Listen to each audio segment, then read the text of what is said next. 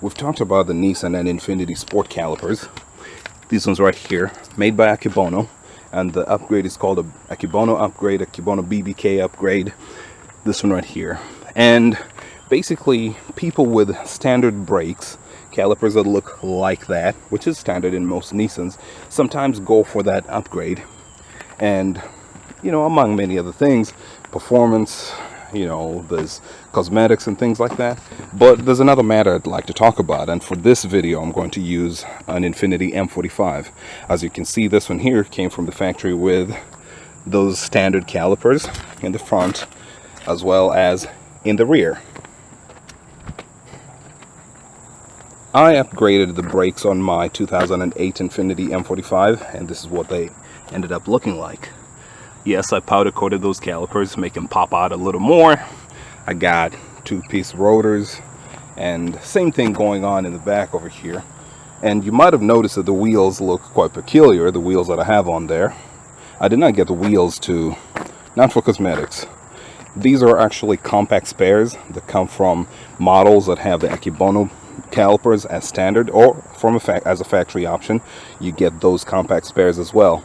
And so when I made a video recently showcasing the spares, how they look on the wheel on the car, I realized that I hadn't really given enough emphasis on this spare wheel issue. I had actually, whenever I did the upgrade, I ended up getting one of these compact spares to use for myself.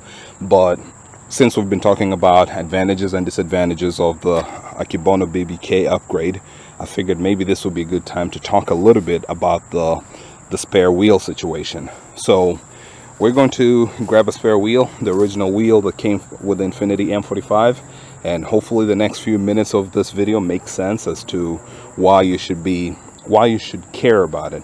Not that you have to be afraid or that it would make you not do the upgrade, but it's just something to think about, okay? So let's talk about the spare tire and spare wheel situation. This is the original one that came with the Infiniti M45, and looking at the spec here, first thing is the tire size.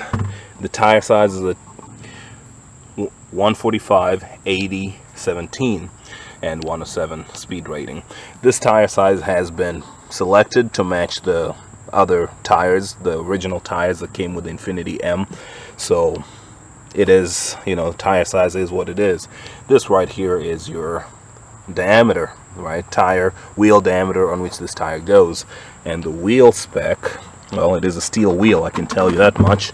But I can also see the spec here. On steel wheels, it's printed on the outside.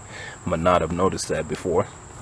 17 by 4T, you know, dot 30.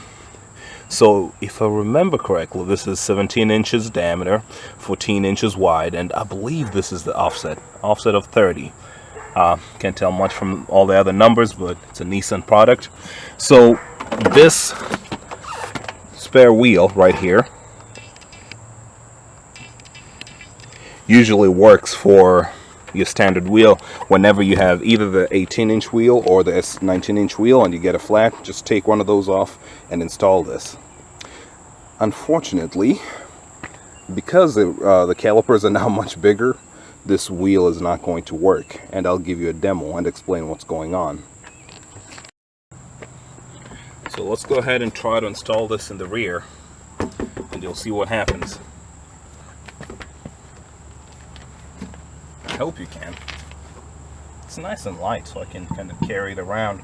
Alright, getting it aligned, but that's it. I can't bolt it down any further than this because the calipers are in the way, and it's the inner part of the wheel is interfering with the caliper, or vice versa.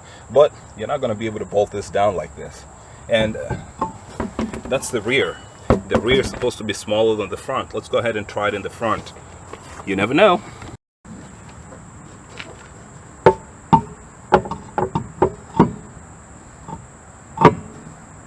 Same deal. It's a little, like, even it seems like it's working a little better, more protrusion here, because there's less protrusion on the front, on the studs in front. The front caliper is way bigger, so this wheel is not going to work. See, it's not just an issue of a narrow wheel and whatnot, and maybe the design in the back, because Nissan did actually think about this, or Infiniti, and ooh, yeah, I'm definitely not gonna do that for every wheel. Let's lean this over here. So Infiniti actually thought about this, and they made a wheel that can work with the big brakes, and this is what it looks like. This one right here, look at that.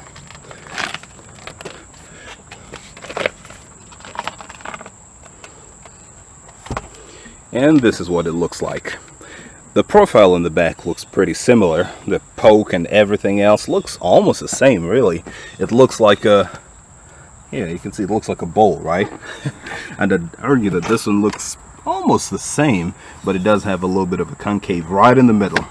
So this one here is a spare wheel that's made for cars that came equipped with the Akebono big brakes.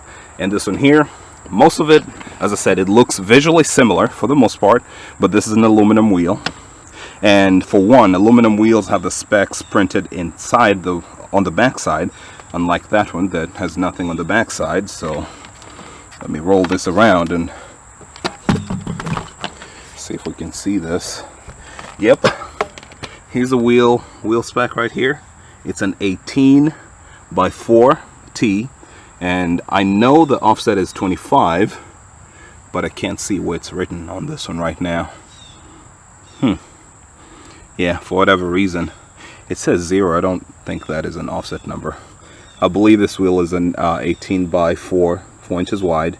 And this tire size is not correct for the Infiniti M45, because this wheel actually came from a 2012 Infiniti M56 Sport. So this tire size right here, 155/80/18, matches the Infiniti M56 Sport better than this one does, and you can almost see that it's a taller tire. However, if you were to get one that matches the Infiniti M45 perfectly, then get one from an Infiniti Q50 Sport. Those have the right tire size to match that. And to say this because it's an interesting argument, I guess, when it gets to having your spare situation. You could buy a spare wheel like this and try to find the tires, and the tires are not exactly cheap, or you could just buy a full-size spare sometimes. But these wheels are pretty nice, can't really complain. Whenever I get a chance, I'll actually weigh them side by side. This one here feels very, very light. I know it's steel and it's a smaller tire, I guess, but it is very, very light. Everything, whenever Akebonos just come into the picture, everything just gets heavier, you know. But temporary use tire and all that, as I said, the tire size is going to be all off, but a lot of the other things about spare tires is going to stand, like 60 psi is what they want. Same here, 60 psi, just usual things. But I figured maybe I should show you why this one works, so I'll give you a demo on this one.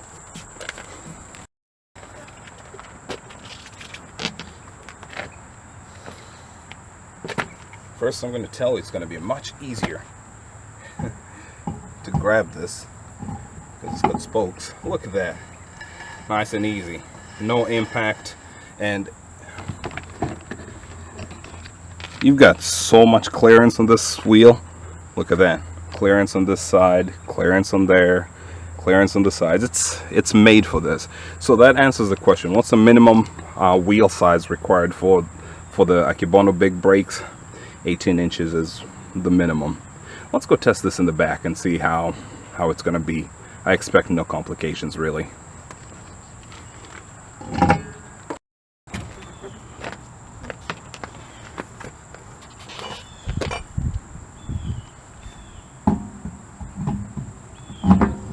There you go.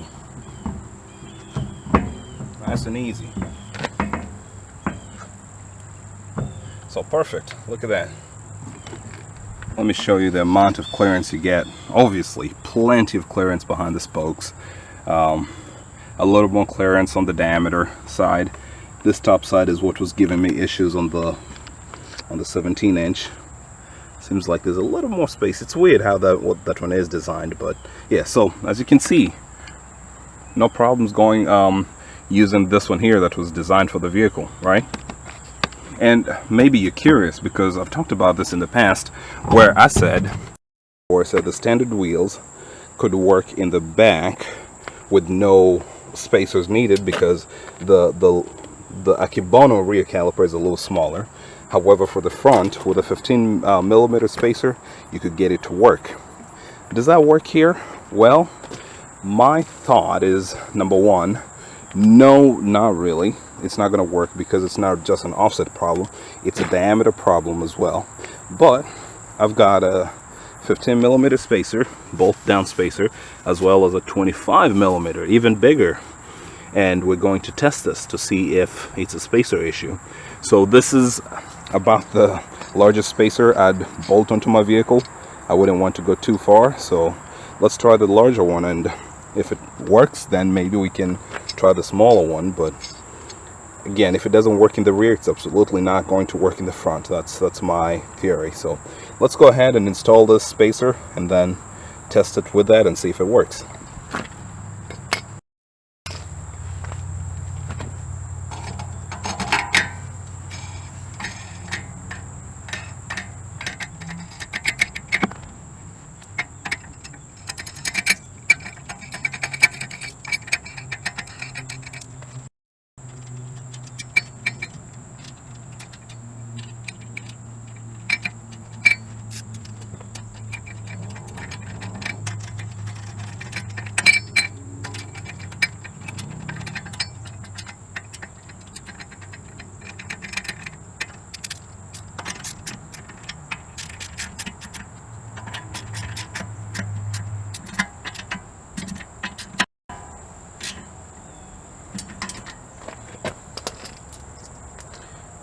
Okay, bolted down most of the bolts needed for the lug nuts needed for this one here, and I'll try to make it work.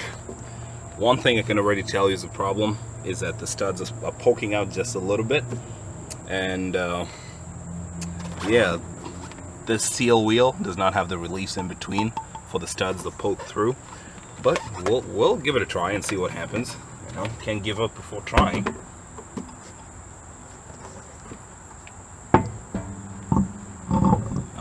Promising. And here I can tell that there's a lot of space. It's not sitting flush against the spacer, and that's another safety angle to it. So this one is not going to work with that spacer either. Maybe something larger, a larger spacer, 30 millimeter spacer, but at which point it's now we go back to that question that do you want to play the spacer game? You know, get a spacer in case something fails. What about the front? How large of a spacer do you need to make it work? Or would you rather just get the right wheel that will work over there, or even get a full-size spare, you know? So I wanted to show you guys what the problem was going to be, and this video is not supposed to be a deterrent from you getting the larger brakes, but it was just supposed to equip you with more knowledge as to what you should be aware of, so you're not stuck on the side of the road and you can't bolt on a wheel because you have the wrong spares for your new setup. I hope that makes sense.